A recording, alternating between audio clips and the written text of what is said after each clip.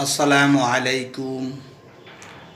আমি মনে করি এই জুনিয়র সাকিবের সাথে যে মেয়েটি যেই রকম কাজ করলো, এই মেয়েটির মার কোনো লজ্জা শরমই নেই। তার মেয়ে যদি না যাইতো জোর করে কি জুনিয়র সাকিব নিছে? আর এতদিন জুনিয়র সাকিবের সাথে থাকলো, তো উনি কেস করলো না কেন?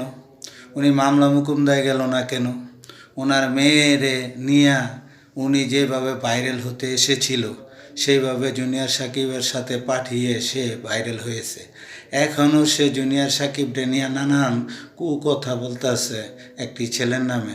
তো উনি কত বড় খারাপ হইতে পারে ওনার মেয়েরে দিয়া ভাইরাল হইয়া? হ্যাঁ চাইতেছে টাকা ইনকাম করতে ভিউ দিয়া, কিন্তু নানান মানুষ যে ইন্টারভিউ নিতেছে, ইন্টারভিউ নিয়ে কি তার টাকা পয়সা দিতেছে নি?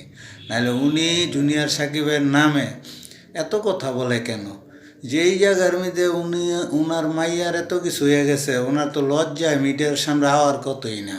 তো উনি আরও আইয়া বেটকায় বেটকায় মাইয়ারে লইয়া নানান কথার ইন্টারভিউ দিতে আছে। এতে কি তার মেয়ের বা তার ভবিষ্যতে কি লাভ হইব?